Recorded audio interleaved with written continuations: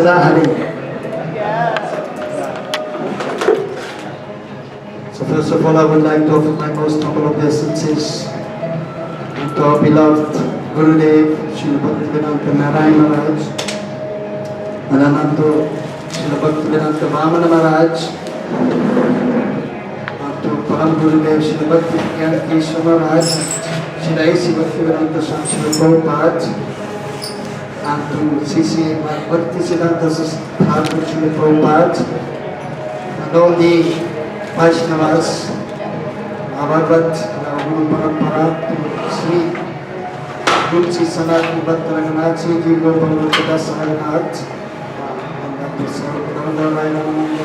Haridas Thakur, and Sri Chaitanya Mahaprabhu and his eternal associates, and Radha Krishna Jugaland and their eternal associates. As we explained yesterday, so we discussed about festivals, the Naimittika Seva of the Lord in the temple, observing festivals. And we're discussing a little bit about the San Panchami also. And some devotees are observing today, as we can see, and most probably here outside on these fireworks. And devotees were just seeing also very beautiful Basant Ras in Oriya language. Because here in Orissa also they're very much imbibed in the culture. And so in regards to the worship of the Lord also in Jagannath Temple. Jagannath Temple they observed yesterday also, but some are observing today. So we may observe on both days and take great pleasure in this wonderful Vasant Utsav. But basically, yesterday we finished the discussions about the Archana Padati, about the process of worshipping the deities in the temple. And so today we want to discuss a little bit something about the yajna ceremonies and the samskars. So I wanted to give 2 sessions, but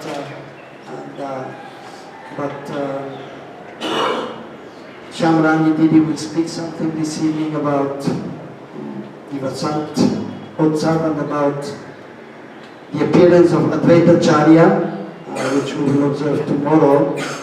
And unfortunately I have to leave also tomorrow morning, so we'll try to keep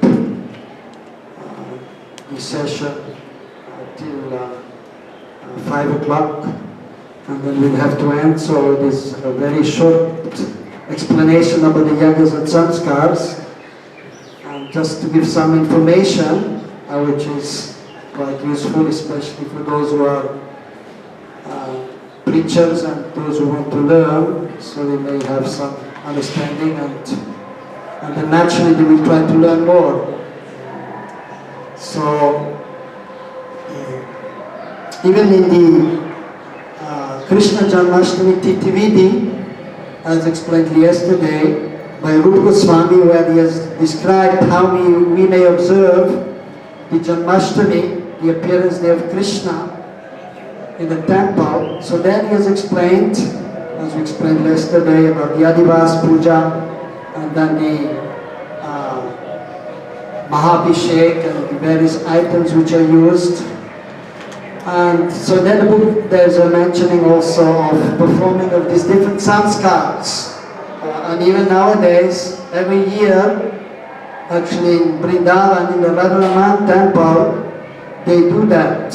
These different samskars they perform for Krishna actually. In the morning they have the Mahabhishek, the bathe, and they have Adivas Puja the day before on Janmashtami, and then on Janmashtami morning, from 9 o'clock in the morning till 12 o'clock, they will do according to the Janmashtami Tithi Vidhi, they will do the Mahabhishek, and they're using 500 liters of milk for bathing Radharamanju. So it takes like 3 hours, and I have taken a few times, and even, for example, on the Brahmotsav, so there is another festival. Brahmotsav is the day when the deities are installed. That day is known as Brahmotsav. And so that is usually actually as important as, for example, Janmashtami, when the deities are installed. Because on that day Krishna is actually appearing. So that Radha Krishna means Radha Krishna are appearing on that day in the temple. So that becomes actually the most important festival. And on that day, that is in December, just the day after Nrisingha Chaturdasi, the Purnima Tithi, we observe the appearance of Radharaman, who appeared from the Shaligram Shila, which Gopal Bhatta Goswami worshipped. So they will do the Abhishek in the morning of bathing Radharaman with 500 liters. And somebody was puja that done the day before. And then in the afternoon, so after the Rajbhog offering and the Rajbhog Aarti, they put Radharamanju to bed, they give him some rest, Chayan Seva is there. And then they wake him up, and in the afternoon they perform the different samskars for Krishna. First of all, they have the Namkaran samskar, give it a name to Krishna. So they may then have a pact, and then we'll have different personalities to take the position of Nanda Baba and Yashoda. And then according to the Shastra, they do the ceremony. And then, for example, the Karnaveda, piercing the ears, and the Vidyaram, starting of the education. So they will do the ceremonies for Krishna, as actually Nanda Baba and Maria Yashoda, they were doing when Krishna appeared. And similarly, when Sri Chaitanya Mahaprabhu appeared, then his parents performed the different samskars. But usually we should understand that the samskars are there for our purification. So that is one explanation of the name of samskar. It is giving some impressions. It is also known as purificatory rite for the purification of all those who are involved in the ceremony. And especially the parents are there, and if they have a child, so they have to perform these different samskars, purificatory rite, are known as Dashavida samskar. There are 10, at least 10 should be performed according to Gopal Bhatta Goswami, Sarkriya Sara Dipika. Dipika, that which shows, just like deep, the light is there, the lamp to show, to offer to the deities, and so then the light is there. So this book is showing Sad Kriya, Saradipika, the essence of the Sad Kriya of the activities which are meant to bring the conditioned souls to the transcendental platform, and then they will engage in the Nitya Dharma or Nitya Kriya, the eternal activities which is serving Krishna. So these ceremonies are not the Mukhya Anga by themselves, but at the same time, if Krishna is at the center, and if we do the ceremonies properly, then it is part of the Mukhya Anga also. Because whenever we do a ceremony, then the ceremony is actually any ceremony, any samskar, any yagya. Yagya Anustan is divided in 3 parts. If everyone has the paper which was handed out, then it is mentioned, so the yagya samskars. So the 3 parts. The first part is known as Kushandika. These are the preliminary activities, also known as Purvanga Karma. And so if one wants to learn how to do yagyas, first of all he has to become very confident and expert in the process of archana, worshipping the Lord. Then only is qualified to do yagyas, otherwise he will not be able to do properly. So that should be understood. So Kushandika is the preliminary activity before the actual ceremony is performed. And as in deity worship, you remember Panchanga are there, the 5 angas. Anyone can remember without looking at the paper? What is the first part? What is it? Huh? Yes, in Sanskrit, Abhigaman. We are approaching the temple, so we get ready and take it back to put on fresh clothes and chanting some mantras, fixing the mind on the lotus feet of Guru, Gauranga and Krishna. Then we'll approach the temple. Similarly, so one has to be prepared properly so that one may be properly doing the yajna. And then upadan, one is gathering all the articles which we need for worshipping the Lord, in this case for doing the yajna. And then the third is known as, who remembers? Yoga, yes. That means to connect to the Lord and to become situated on the transcendental platform. And how one will perform that, Sham? How one will do yoga? What is by purifying the By body? purification, how do you purify?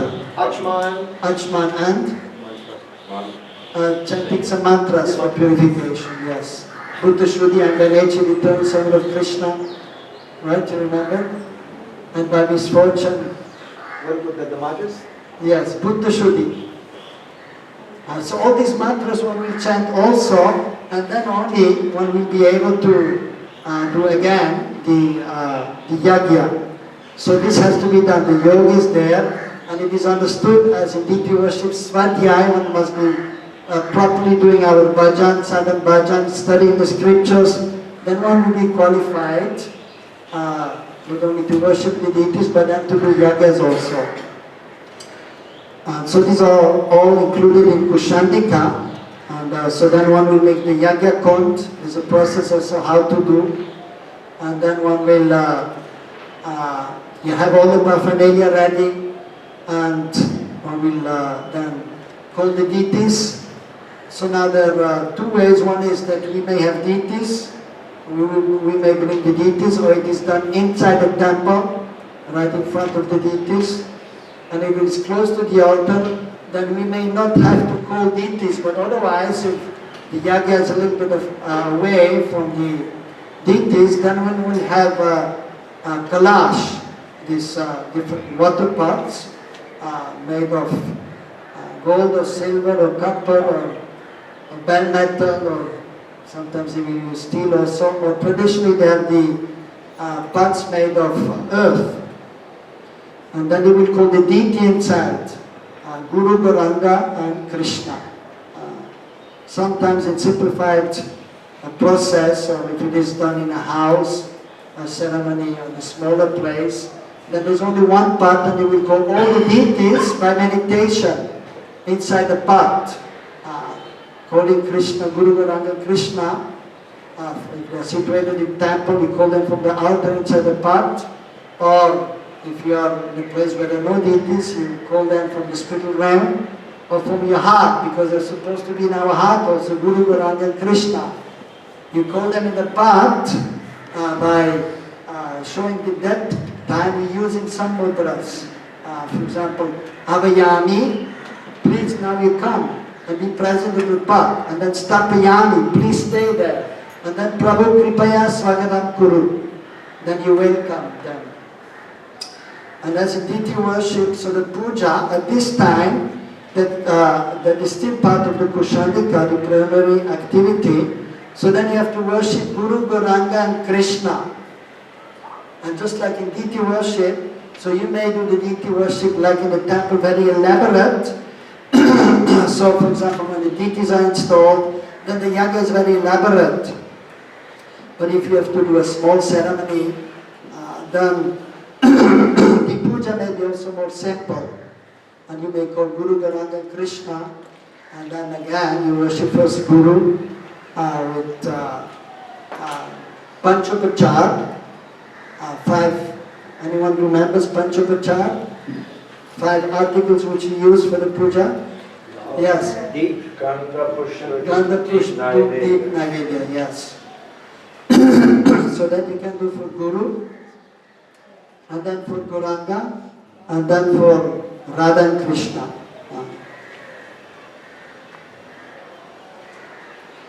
And then when we chant various mantras for purification, more or even for auspiciousness, so that is usually done because we want everything to be most auspicious. And so, of course, we chant the Mahamantra, as in deity worship in between chanting of different mantras, we chant the Mahamantra. But during the yagas, we do a little extra chanting of mantras. Svastivacha, Om Sasino Govinda, Sasno Chutnanto, Sasno Vasareva Shurunatu, Sasno Narayana Rovai, and so on. And then at the end, of course, at the end, we chant the Mahamantra. So then everything becomes complete by the chanting of the holy names. And whenever there's a ceremony, there are many devotees invited usually, or at least a few.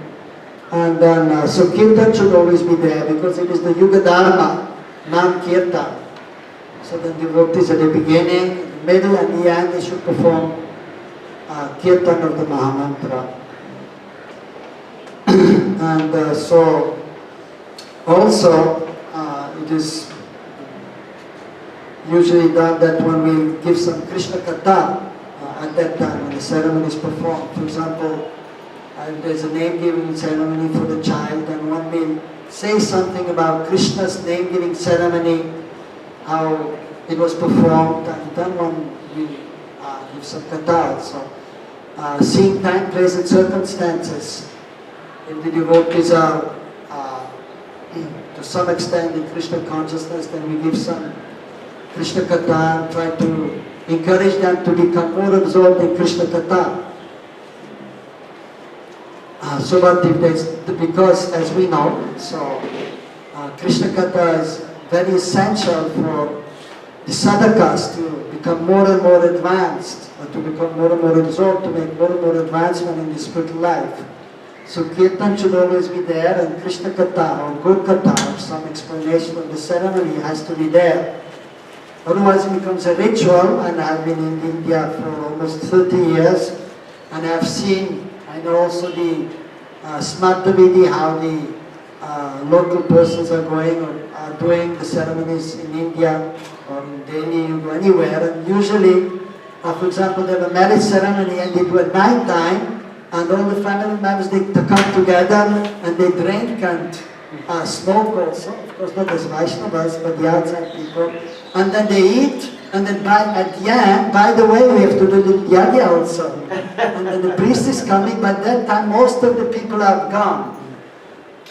And then there's a small yaga performed, usually at night time, when it's time to sleep at 12 o'clock, and they chant some mantras and do a little ceremony, and then it's all over. And then usually the couple, they've eaten already before, even the priest is eating already, and they do somehow some ceremony, and then, but there's no kirtan, and there's no pravachan. Just the priest is chanting some mantras, and sometimes he will give some explanation, but mostly not much. And the couple, the parents are just watching and just following whatever he's saying, putting some ghee in the fire, or some grains in the fire, and then that's it. And one thing they always know we have to do, fairy, 7 times going around the fire. That's all. But there's no explanation of what's going on.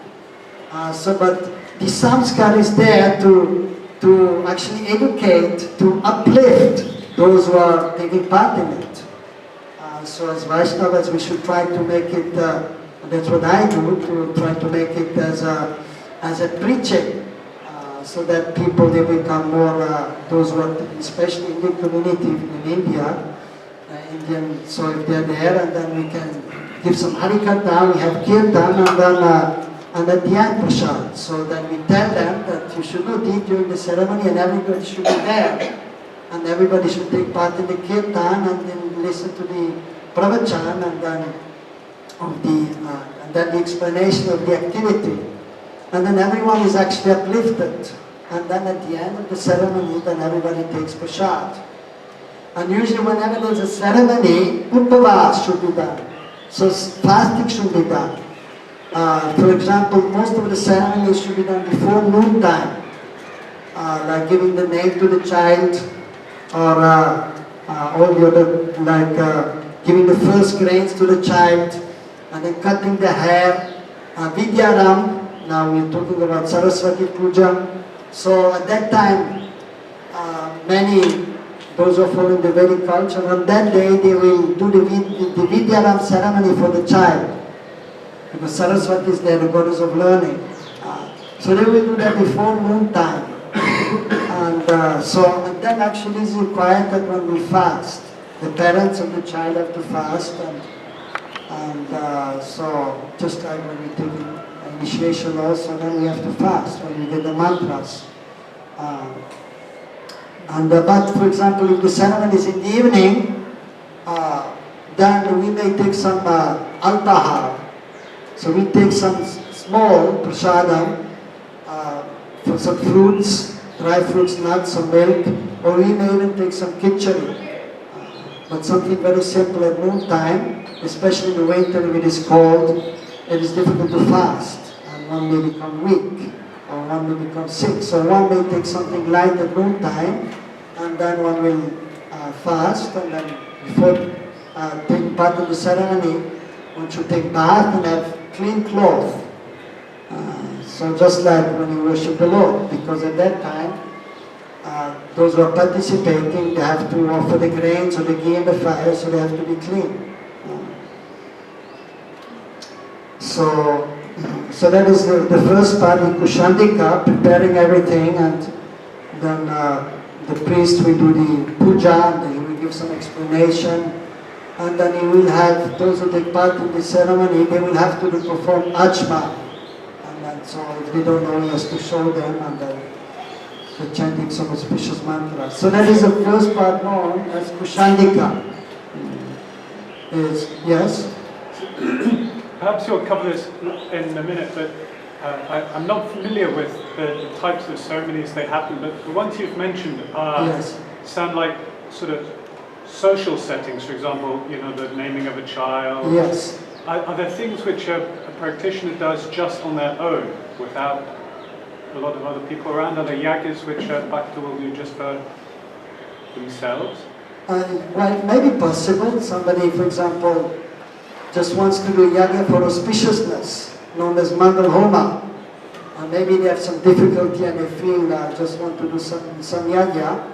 So then they invite the priest, and they will just do, they're just there with the priest.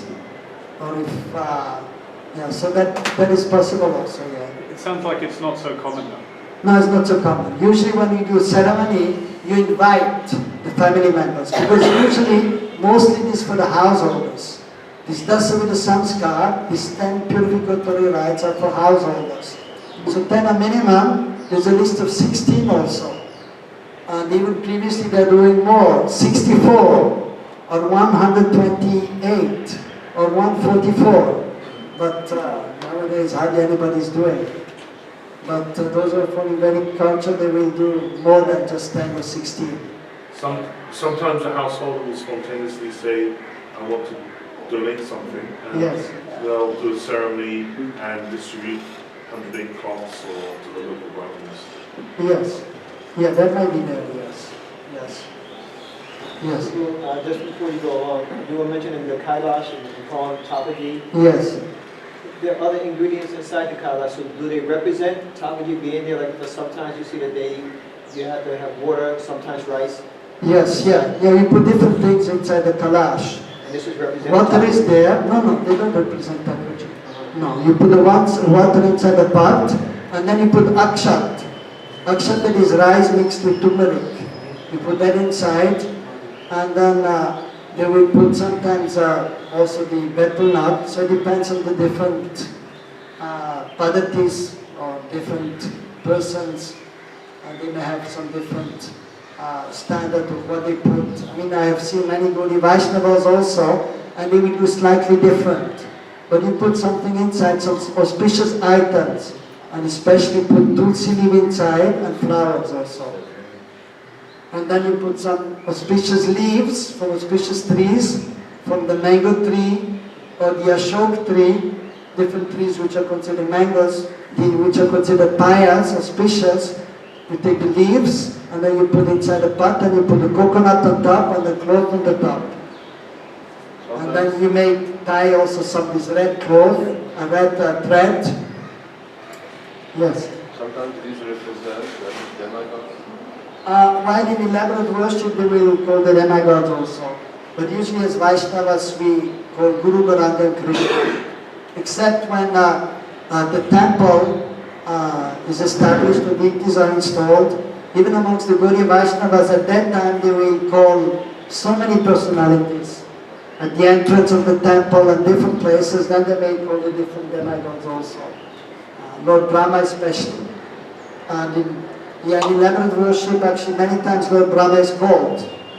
Because he's the Adiguru of our Sampradayas, the topmost Brahmana. So he's called. Even the main priest, if there's a big sacrifice, there are 5 priests. And so the one is the Brahma, the main priest, and then he has 4 assistants. One is giving the ghee inside the fire, one is putting the wood, one is chanting the mantras, and then one is also just helping the others. But there's always one main priest.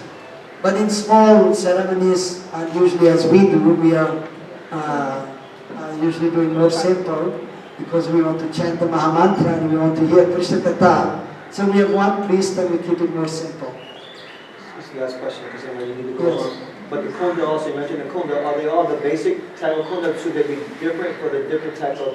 Well, they're different, you have to see time, place and circumstances, but they're different kundas also, different size for different purpose. Yeah, and sometimes they have 3 steps, sometimes it is only just one step, so different kundas are there. Is this in your book? Yeah, there's a book. No, I said, is this in your book? I just want to know. Not in my book, no. That is only about deity worship. But the Kshatriya Saradipika is there in Gauri Vedanta Samiti, they have one, but it is only in Hindi. I haven't seen in English. Or you have? No, I don't think so in English. No, only authentic. Huh? Only authentic is available. Yeah. So the Kshatriya Saradipika is only in Hindi.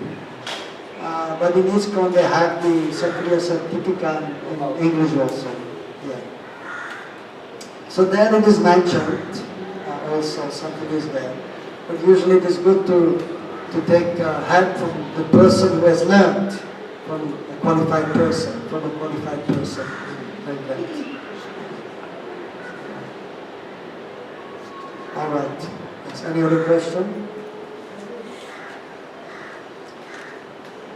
So then, so the first part, so it's Kushandika, Purvanga Karma, preliminary activities, and then we have the main Samskar, the main activity, and so that is, first of all, the Vivaha Samskar is there, the marriage ceremony, for those who want to get married, so that is there, and then, of course, the basic Samskars we're going to list now. Because as explained, there may be many more. Even, for example, Vivaha Samskar, usually as Vaishnavas, we keep it simple and we do it just in one day. And many times we have seen, A.C. Bhaktivedanta Swami Prabhupada's time, and I think even in Gurudev's Sangha sometimes there's initiation, but at the same time there's also a marriage there of a couple, everything together. But usually according to the tradition, it is completely separate, but we have to see time, place and circumstances. And usually even according to the tradition, again, the Vivaha Samskar, it is not just one day. But again, the day before it starts with the Adivas Puja. As we explained, that when we have a festival in the temple, that the day before there is Adivas Puja. A special puja is performed. Similarly, in the elaborate ceremonies, so according to Sakriya Saradipika, also according to Gaudiya Vaishnava tradition, and especially in Bengal. In Bengal, they will absolutely do the Adivas Puja. The day before, or sometimes if the marriage is in the evening, then they will do in the morning. And then there's a Sattvic Paritishrana. So there's a special ceremony worshipping Guru Gauranga Krishna very nicely, because usually when they have the marriage ceremony, because many times it happens, the groom or the bride, especially the bride is mostly late and everyone has to wait. And then there's many times not so much time to do elaborate ceremony. So then usually during the ceremony, it is the puja is done sankshep, how you say, in a short way. But then they have in the morning, their elaborate worship of Guru and the Guru Parampara, and then Mahaprabhu and Radha Krishna the proper way, as explained in the Archana section. So in the process of deity worship. So and in Bengal usually always actually they will ask you for that. In other places that many times they don't know and they don't ask. But I've seen in Bengal mostly of the Bengalis they will ask for that ceremony. And so then it is done. Unless they are already having deities at home, if the Vaishnavas they have deities at home, and then they naturally will do the service of the deities at home, and then at the evening, noon time when the marriage is there, the puja is more simple. And then the actual marriage ceremony is performed, the actual sanskar, and now, so during the marriage ceremony, so what is the main thing which is done there? Anybody can say? Yes, Svaha is there of regulations, but that is not the main thing. Try to think. Is it the tying of the cloth? No. Yes, Kanyadan. The parents of the girl, they will take the hand of the daughter in their hand, and then the priest will chant some mantras, and then there's a sankalpa, the declaration of the activity. Such and such day, this titi, it is this titi, this day, this star is present, and it is, Astavimsati Adhika Panchasanta Gorapta Samvatsara. It is the 528th year of the Chaitanya era. So everything is described, or even it is Brahma's day, the Ditya Pravat, the second part of Brahma's day, the 27th or 28th Kali Yuga. So everything is mentioned, and then the name of the father, and then he will say his name, and then he will say Kanyadanam Aham Karishyami. So I am doing this Kanyadana. I am giving my daughter in charity to this qualified devotee. So that is the main part of the ceremony.